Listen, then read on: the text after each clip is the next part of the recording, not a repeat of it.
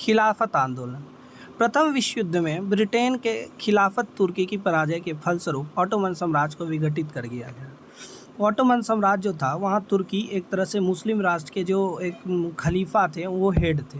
तो वहाँ प्रथम विश्व युद्ध जो हुआ था तो आपको पता होगा कि रशिया होगा, यूएस, ब्रिटेन और ये आपकी जर्मनी, ये सब एक कंट्री थी।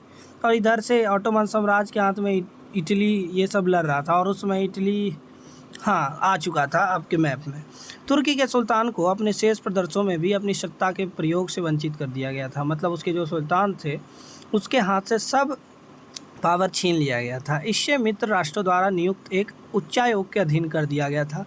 मतलब जो उसके हेड थे शायद रशिया के ही द्वारा उनको कर दिया गया था। चूँकि ऑटोमन साम्राज्य का शासन तुर्की का सुल्तान इस्लामिक संसार का खलीफा हुआ करता था, अतः भारत के मुसलमानों ने तुर्की साथ किया जाने वाला यह दुष्व्यवहार पसंद नहीं था। भारतीय मुसलमान प्रथम विश्व युद्ध के दौरान किए जाने वाले वादा खिलाफी को विश्वासघात के रूप में देखते थे। बात को समझने की यहाँ प्रयास कीजिए। अब भारत ब्रिटिश की कॉलोनी है, ब्रिटेन भी ऑटोमन साम्राज्य के अगेंस्ट में लड़ रहा है और भारत में भी मुसलमान है। तो भारत के मुसलमान क्या हो गए, खफा हो गए।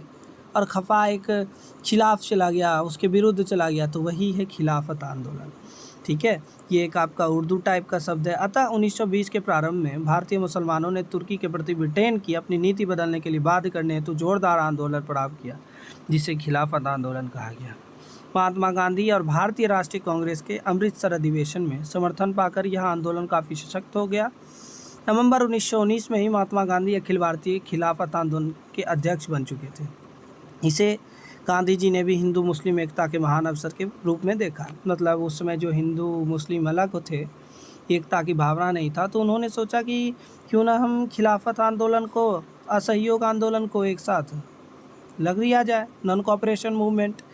तो वो इसको सोचे कि हिंदू मुस्लिम को एकत्रित करने का एक सबसे बड़ा तरीका यही है।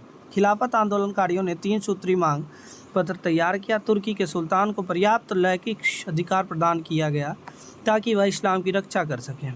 अब है कि अरब प्रदेश को मुस्लिम शासन के अधीन कर दिया गया। खलीफा को मुसलमान के पवित्र स्थलों का संरक्षण बनाया जाए। तो जो मांगे थी खिलाफत की, 17 अक्टूबर 1919 को पूरे भारत में खिलाफत दिवस मनाया गया। इसी बीच भारतीय राष्ट्रीय कांग्रेस के कलकत्ता अधिवेशन सितंबर 1920 में गांधी जी की प्रेरणा से अन्यायपूर्ण कार्यों के विरोध में 2 प्रस्ताव पारित कर असहयोग आंदोलन चलाने का निर्णय लिया गया।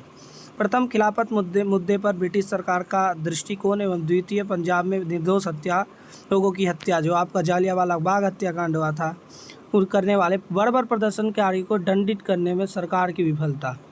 इन्हीं 2 मुद्दों पर विशेष रूप से अधिवेशन में चर्चा की गई। मतलब जो आपका एक खिलाफत आंदोलन था उसको राष्ट्रव्यापी बनाना था। दूसरी बात क्या थी कि जो आपका ये जालियांवाला बाग हत्याकांड हुआ था, जनरल डायर को सब बोल रहे थे ब्रिटिश सरकार को कि उसको अब रिजाइन दिलवाना चाहिए, क्योंकि वो ये एकदम घृणा वाला कार्य किया है।